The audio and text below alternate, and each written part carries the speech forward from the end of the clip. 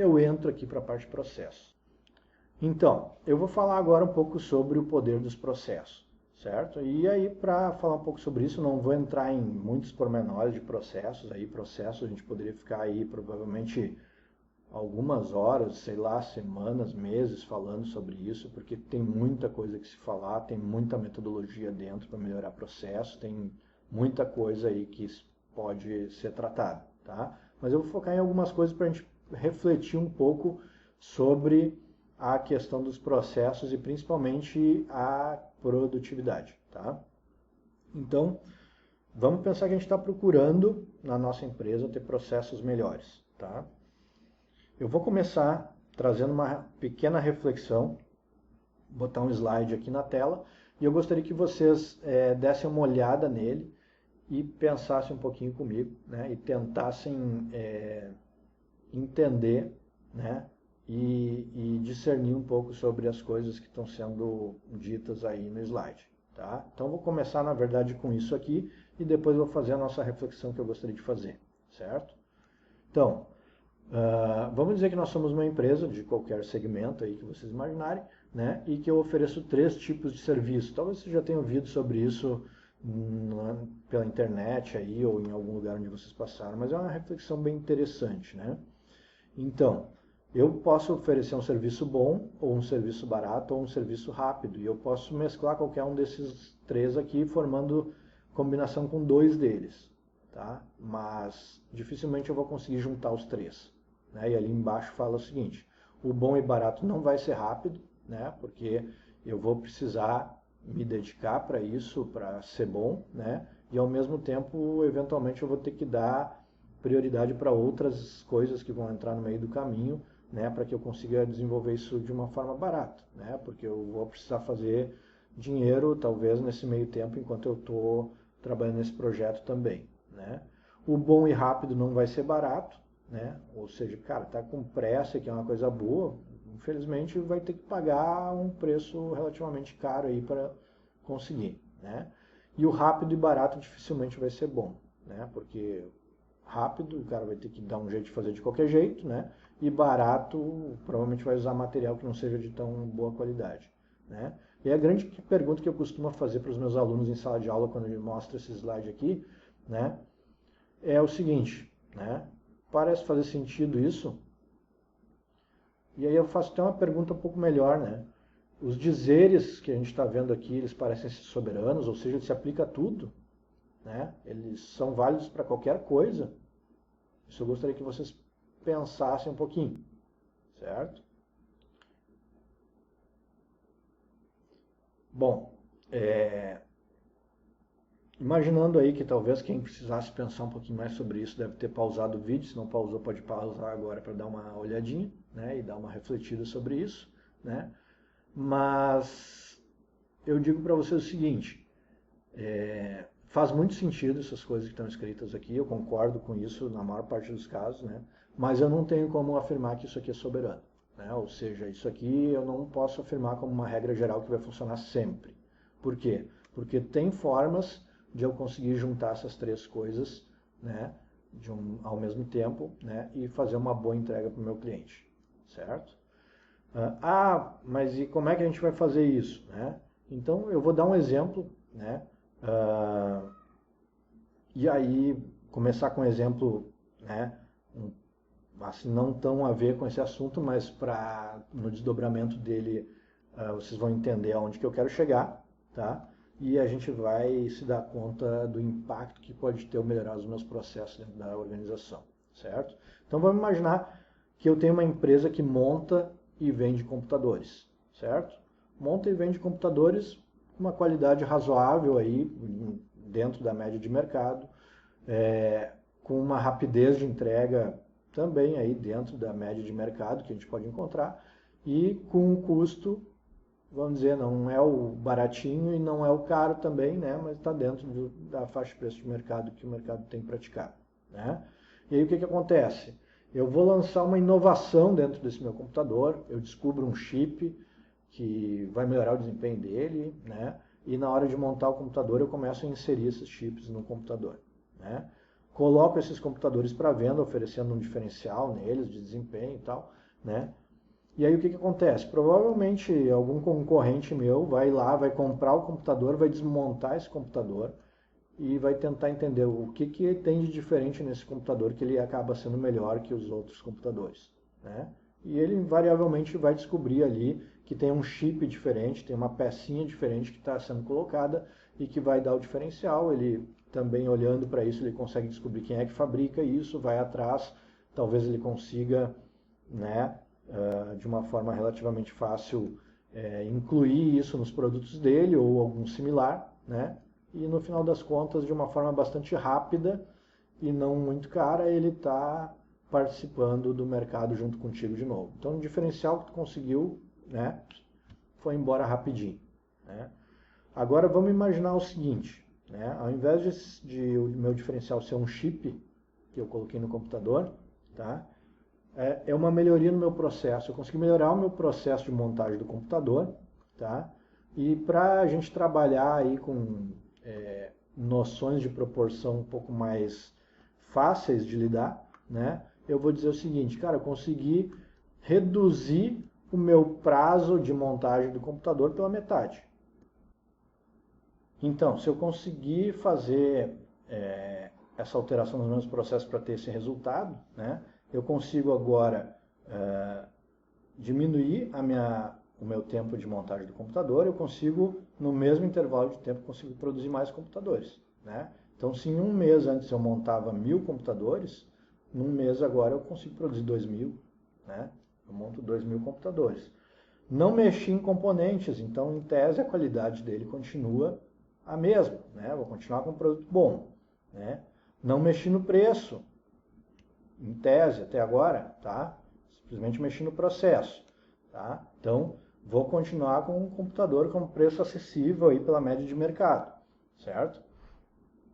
Mas de cara eu já consigo entregar ele mais rápido para o meu cliente, né? Então, se na média de mercado aí as pessoas costumavam esperar 2 semanas, sei lá, 3 semanas para receber o computador, eu consigo entregar muito mais rápido. Em tese, na metade do tempo quase, né? Se bem que a gente tem que considerar que o tempo da montagem não é todo o processo, né? Existem outras etapas ali.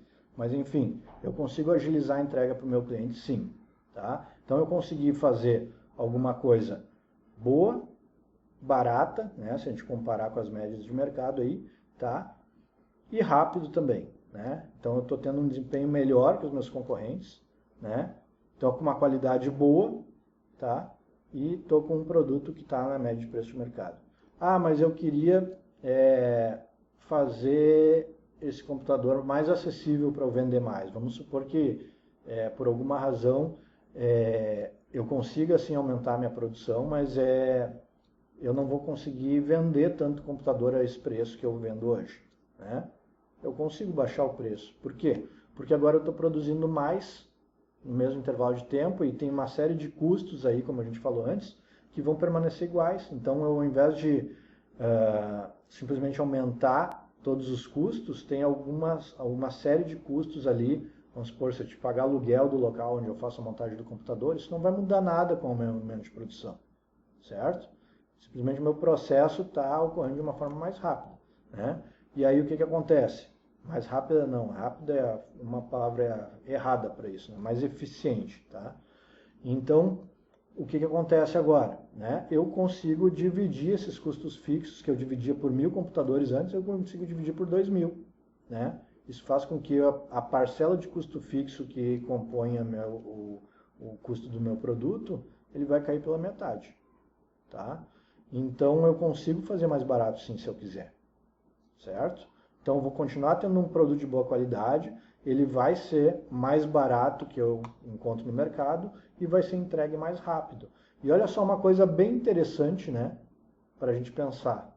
Beleza, e aí, volta para o exemplo do chip. Lembra no chip, quando era o chip, o diferencial, o meu concorrente foi lá e comprou um computador, abriu ele e descobriu o que ele tinha de diferente. Agora, que a minha mudança é no processo, o meu concorrente vai lá, compra um computador, abre o computador e o que ele vai ver de diferente?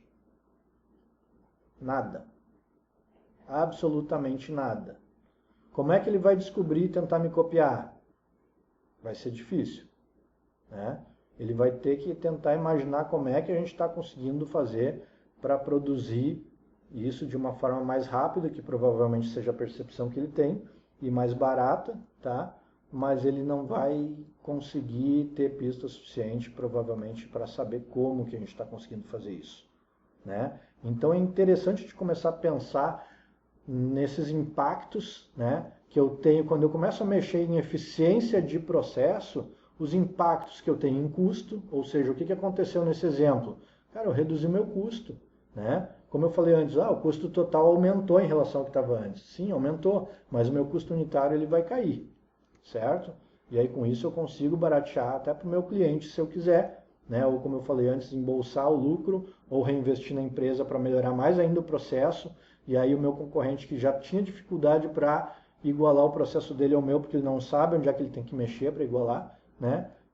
Quando ele sonhar em descobrir o que ele pode fazer, eu já estou investindo em outras coisas para estar sempre 1, 2, 3, 10 passos à frente dele, né? Então, impacto em custo, vai reduzir custo, certo? Eu vou conseguir reduzir custo.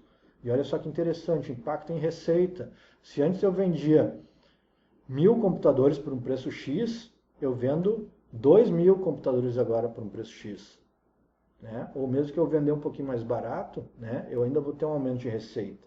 Se eu considerar que eu aumentei a minha receita total, né, e eu reduzi o meu custo unitário, né, eu começo a me dar conta, né, de alguma forma de que, cara, além de tudo, está me sobrando mais dinheiro, né? Então vou ter um impacto em lucratividade aqui, né? Isso para não falar do diferencial competitivo, porque na hora que o meu cliente está querendo comprar um produto, ele vai avaliar essas questões. É bom, é barato, é rápido, esse aqui me entrega em uma semana, o outro me entrega em 2, o outro me entrega em 3. Dependendo da urgência dele, ele vai ir no que entrega mais rápido, né? Mesmo que ele seja um pouquinho mais caro, talvez. Tá? Então são diferenciais que fazem, né, para ser bem redundante, diferença na hora de fazer a escolha, né? São diferenciais tiradores de pedido ali, né? Que vão fazer diferença na hora de o cliente pesar e escolher por um produto ou um serviço de uma determinada empresa ou de outra, certo? E aí com aquela grande questão que eu falei antes, vai ser, se eu fizer uma alteração no processo, né, é bem possível que seja muito mais difícil do meu cliente conseguir, do meu concorrente conseguir entender o que eu fiz diferente e me copiar, né? Provavelmente vai levar bastante tempo para ele conseguir chegar lá, certo? Então, processos eficientes são excelentes maneiras de obter vantagens competitivas, tanto é que Kaplan e Norton são dois autores que falam muito sobre estratégia, né? E eles dizem que o processo ele pode funcionar como um ativo intangível. O que é um ativo? Ativo é uma coisa que a empresa tem, que ela investiu lá de alguma forma e que ajuda ela a obter receita. De uma forma bastante simplificada isso, né? Tá? E o ativo intangível é um processo. Cara, eu não consigo pegar um processo, né? Eu consigo pegar um telefone, né? Eu consigo pegar uma caneta, né? Mas eu não consigo pegar um processo, né? Então, dessa forma, ele é chamado aí pelo Kaplan e Norton de ativos intangíveis, certo? Então, processos eficientes são excelentes maneiras de obter vantagens competitivas que possam entregar mais valor para o cliente, né? Então entrega mais e talvez dê uma experiência melhor para ele, e muitas vezes dificultando também que os concorrentes possam igualar o seu desempenho no curto prazo. Então dificilmente eles vão conseguir descobrir e implementar isso de uma forma rápida se a minha mudança foi no meu processo ou se tem alguma tecnologia especial que está sob meu controle, que foi desenvolvida para justamente dar um diferencial competitivo na entrega para o meu cliente, né? Então, o meu concorrente pode ter muita dificuldade de dar esse pulo com uma rapidez que possa, né, fazer com que eu perca o meu diferencial competitivo no curto prazo, certo? Óbvio que eu não vou desenvolver alguma coisa de melhoria no meu processo e contar que isso vai durar a vida inteira, né? Eu tenho que ir sempre buscando melhorar. Por isso que a gente fala, gestão por processos não é uma coisa que a gente vai fazer uma vez e acabou. Ela vai estar sempre rodando na empresa tentando melhorar mais e mais, né? Mas é importante a gente ter em mente essa questão, né? No momento que eu ganho produtividade, ganho eficiência, eu vou ter um impacto positivo em custo, eu vou ter um impacto positivo em receita, eu vou ter um impacto positivo em lucratividade, e eu provavelmente posso ter impactos bastante positivos em termos de experiência do cliente, geração de diferencial competitivo, que eu chamo ali, nas palavras do Kaplan Norton, diferencial competitivo sustentável, né? Não significa que a gente que é preocupado com a natureza, que a gente pode até estar, né? Mas é sustentável no sentido de que eu consigo sustentar essa vantagem competitiva por muito mais tempo, certo? Aqui um exemplo um pouco antigo, tá? Mas só para a gente ver aqui, o Cenova, que era um e-commerce, que era a junção do Pão de Açúcar e do Cassino, né? Acho que hoje nem estão mais juntos, né? Descobriram uma fraude, né? Acho que foi em 2015 ali, ó, os problemas foram descobertos no final de 2015 e ocorreram desde 2011. E muito do que acontecia lá, que eles descobriram como problema, é que eles tinham uma política de o cliente em primeiro lugar, né? Então, por exemplo, o cara comprou uma televisão, ligou e reclamou que estava demorando muito para chegar, né? E aí, se a gente pensa, olha o tamanho desse galpão aí que tem aí, cheio de materiais e produtos, etc. As transportadoras, além da própria empresa, as transportadoras também têm grandes depósitos desse tipo, né? E às vezes isso acaba ficando perdido em algum lugar, ou já era para ir para uma cidade e foi para outra, até voltar para a cidade certa vai demorar. Então, pensando na satisfação do cliente, a política deles era assim: entrega de novo para o cliente, despacha um novo produto para o cliente e vai atrás do outro para ver, né, para ele voltar. Só que o que acontece? O processo desse retorno não estava bem definido, não tinha um sistema de informação que acompanhasse isso de uma forma criteriosa, né?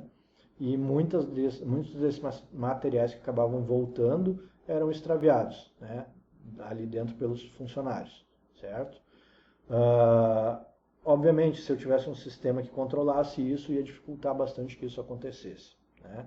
Encontraram outros problemas também, mas não vem ao caso aqui para a gente está pensando no foco em processos, né? Uma outra questão que é interessante, que eu tirei do livro do Dryburgh, ele tem um livro que chama Tudo que você sabe sobre o negócio está errado, é um livro bem interessante, que ele traz uma série de questões que a gente tem como senso comum, né? A gente tem como, obviamente, a gente faria isso dessa forma por causa disso, porque é o senso comum, né? Só que muitas vezes esse senso comum ele pegou um caminho errado em alguma parte do caminho lá, era para ir para um lado, ele foi para o outro e aí enveredou por aquele caminho e seguiu torto pelo resto da caminhada, né? Então, às vezes a gente acaba tomando decisões baseadas em certos pressupostos que na verdade eles não estão corretos, né? E aqui, quando eu estou falando de processo, estou preocupado em redução de custos, né? Tem diferença entre eu pensar de uma forma para tentar reduzir custo de outra, né? Então, a primeira dela, precisamos reduzir custo. O que é a primeira coisa que a gente pensa quando a gente pensa em reduzir custo, né? 7% das pessoas, para não dizer quase 100%, né, vão pensar a primeira coisa assim, cara, vamos ter que demitir gente, né? Reduzir custo igual a demitir gente, é o que tem na cabeça da maior parte das pessoas, certo? Só que assim, primeira coisa, redução de custos não é necessariamente igual a demissão de pessoas, né? O que acontece? Eu posso ter uma série de ineficiências no meu processo, né? Que eu posso trabalhar essas ineficiências, né? Reduzir ou eliminar elas de alguma forma, tá? E com isso reduzir custo, sem necessariamente demitir pessoas, tá? Talvez até, se eu melhorar o processo, eu vá ter que demitir gente, porque vai ficar ocioso, mas, né, isso é uma consequência. Eu não tomei ações de demissão de pessoas para reduzir custos, né? Eu acabei tendo que demitir porque as pessoas ficaram ociosas. Óbvio que eu não sou obrigado a demitir também, né? Eu posso realocar elas em outras atividades, né? Alguma coisa desse tipo, tá? Então, o pensamento melhor seria aqui, precisamos melhorar o processo com o objetivo de reduzir custos. Cara, aí sim eu estou indo atrás do que eu tenho que ir, né? Porque se eu simplesmente pensar em demitir para reduzir custos, ao invés de ter um processo melhor para atender o meu cliente, eu vou ter um processo cada vez pior, porque não vai ter gente para executar. Um processo que já era ruim, eu não vou ter gente para executar um processo ruim. Seria muito melhor eu ir atrás de um processo melhor, tentar melhorar o processo, né? E aí eu consigo reduzir custo e melhorar a experiência do cliente. Maravilha isso, né? e talvez até aumentar a receita, a lucratividade, gerar diferenciais competitivos, como a gente falou agora há pouco. Troço bacana isso, né? Então a gente tem muito que pensar sobre essas coisas aí.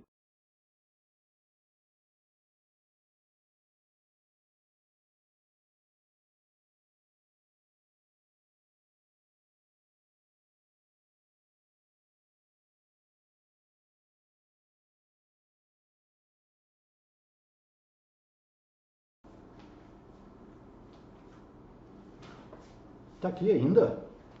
Bom, espero que sim, né? E eu espero que tenha gostado do conteúdo. Se gostou, já dá o like aí, se inscreve no canal, ativa o sininho, tá? E se quiser também pode me adicionar nas redes sociais, que eu vou deixar o link aí embaixo na descrição, tá? Agora eu vou desligar aqui, né? Porque eu tenho que preparar mais material para a gente colocar aqui. Tchau!